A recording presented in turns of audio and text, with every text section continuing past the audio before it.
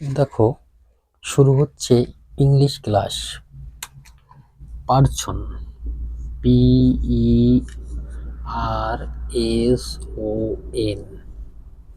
বা পুরুষ।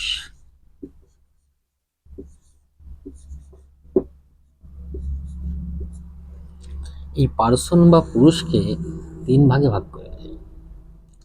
পার্সন বা পুরুষকে ভাগে ভাগ করা হয়? তিন ভাগে।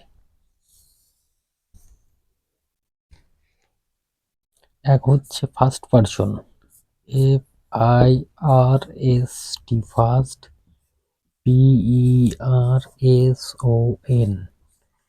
ফার্স্ট পার্সন মানে হচ্ছে উত্তম পুরুষ। উত্তম পুরুষ।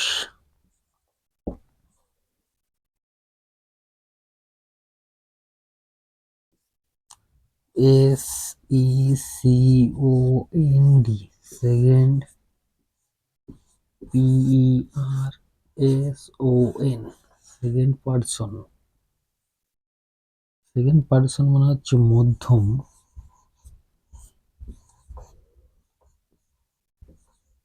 পুরুষ।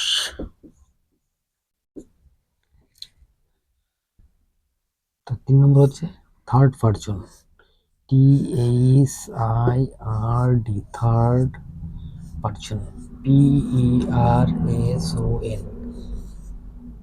থার্ড পার্সন মানে হচ্ছে প্রথম পুরুষ।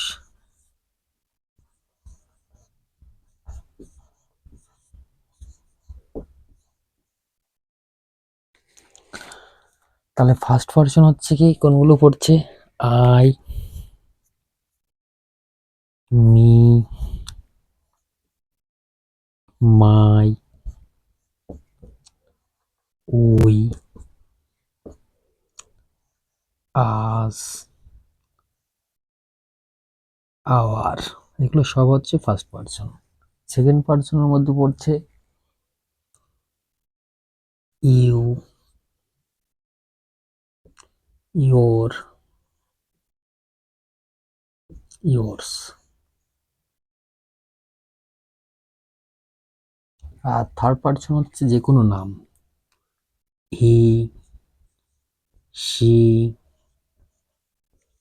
এবং রাম, গঙ্গা, যে কোনো নাম থার্ড পার্সন। তাহলে কি বলছে দেখো, পার্সন বা পুরুষকে কয় ভাগে ভাগ করা হচ্ছে? তিন ভাগে। ফার্স্ট পার্সন মানে উত্তম পুরুষ, I, me, my, we, us, our. Second person হচ্ছে মধ্যম পুরুষ, you, yours, your. Third person মানে হচ্ছে প্রথম পুরুষ, হি, শি, রাম, শ্যাম, নদী। যে কোনো নাম বোঝালেই হচ্ছে সেটা থার্ড পার্সন। তাহলে বোঝা গেল পার্সন।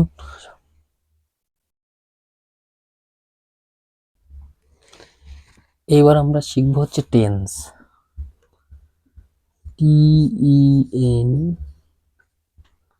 TENSE।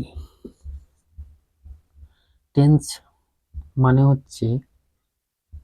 হচ্ছে সময় বা কাল। এই টেন্সকে আবার কয় ভাগে সাধারণত ভাগ করা হয়? টেন্সকে সাধারণত ভাগ করা হয় তিন ভাগে। Present tense, PRESENT, present, TENSE। Present tense মানে হচ্ছে বর্তমান কাল।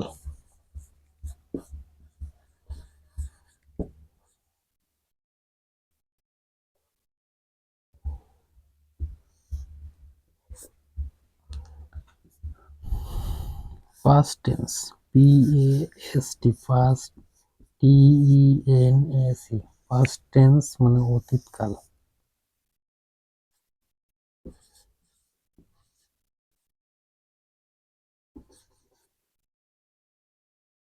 এবার হচ্ছে future tense, FUTURE, future tense, TENSE। AC. Future tense হচ্ছে ভবিষ্যৎকাল।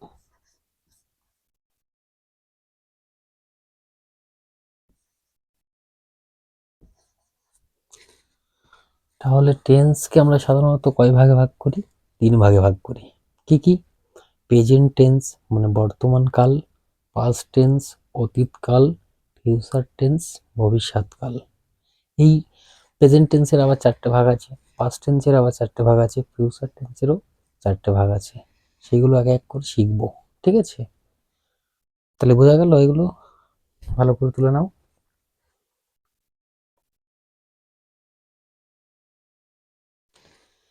এবার আমরা শিখব হচ্ছে present indefinite tense. PRESENT, present indefinite, INDEFINIT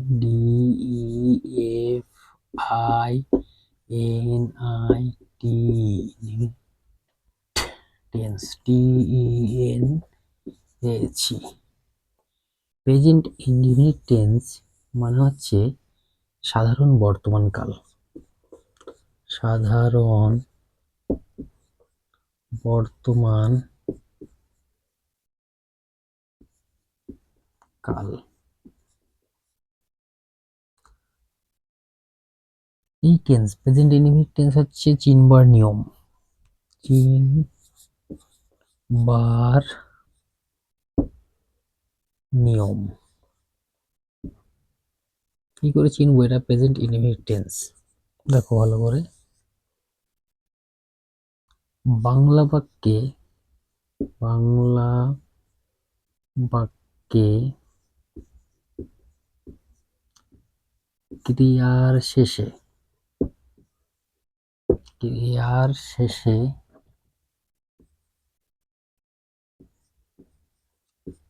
হস্যই অন্তস্থ এ অন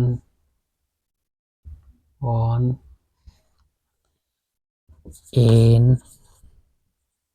থাকিলে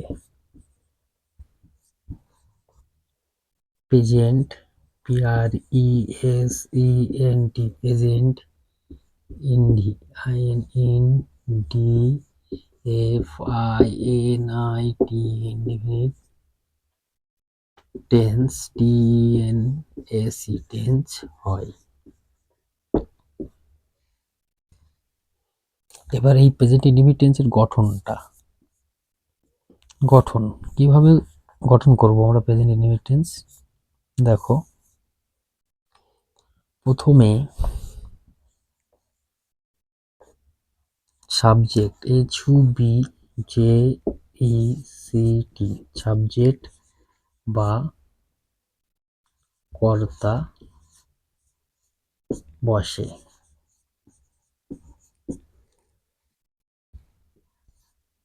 তারপর মূল VERB, ভার্ব বা ক্রিয়ার বর্তমান কালের রূপ বসে।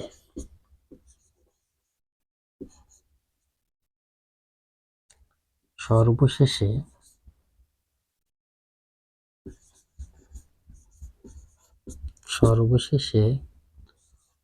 অবজেক্ট, OBJECT, অবজেক্ট বা কর্ম বসে। তাহলে প্রেজেন্ট ইনডিফিনিট টেন্স মানে সাধারণ বর্তমান কাল। এই টেন্স চিনবার নিয়ম: বাংলা বাক্যে ক্রিয়ার শেষে হস্যই অন্তস্থ এ অন এন থাকলে প্রেজেন্ট ইনডিফিনিট টেন্স হয়। এই টেন্সের গঠন: প্রথমে সাবজেক্ট বা কর্তা বসে, তারপর মূল ভার্ব বা ক্রিয়ার বর্তমান কালের রূপ হয়, সর্বশেষে অবজেক্ট বা কর্ম বসে। তাহলে প্রেজেন্ট ইনডিফিনিট টেন্সটা সবাই বুঝতে পেরেছো? ভালো করে দেখে নাও।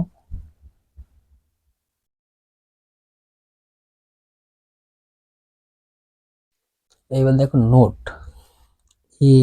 NOTE,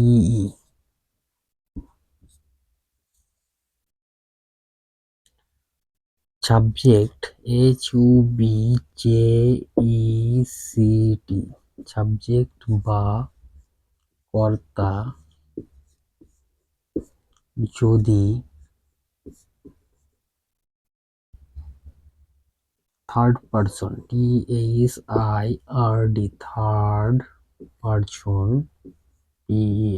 PERSON, third person, singular, SINGULAR, singular number, NUMBR, number হয়, তাহলে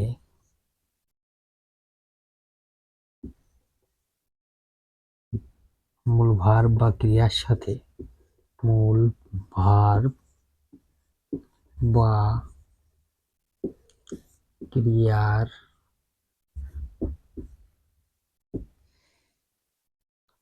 সাথে এস বা ইএস যুক্ত হয়। উদাহরণ দেখো,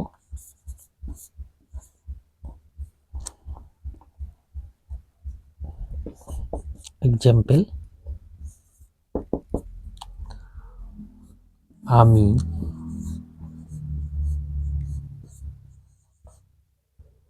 বই পড়ি, পড়ি হর্ষ আছে, তাহলে ওটা কোন tense? Present indefinite, present indefinite tense. দেখো, সে বই পড়ে, এটা কোন টেন্স? পড়ে, এ আছে, পড়ি হর্ষই, পড়ে এ, তাহলে এটা কোন টেন্সের মধ্যে পড়ছে? প্রেজেন্ট ইনডিফিনিট টেন্সের মধ্যে পড়ছে। তাহলে আমি বই পড়ি, কি হবে? আই রিড এ বুক। তারপর বলি সে বই পড়ে, কি হবে? হি রিডস এ বুক। দেখো, আমি বই পড়ি, হি রিডস, আমি বই পড়ি, আই রিড এ বুক, সে বই পড়ে, হি রিডস এ বুক।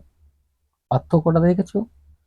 এই যেহেতু সেটা হচ্ছে থার্ড পারসন সিঙ্গুলার নাম্বার, তার জন্য ভার্বের সঙ্গে এস বা এর যুক্ত হবে বলেছিলাম, তাই রিডের সঙ্গে এর যুক্ত হয়ে গেছে। তাহলে দেখে নাও নোটটা, সাবজেক্ট বা কর্তা যদি থার্ড পারসন সিঙ্গুলার নাম্বার হয়, তাহলে মূল ভার্ব বা ক্রিয়ার সাথে এস বা এর যুক্ত হয়। আমি বই পড়ি, আই রিড এ বুক, সে বই পড়ে, হি রিডস এ বুক। আজকে ইংলিশ এই পর্যন্ত, আবার কালকে দেখা হবে।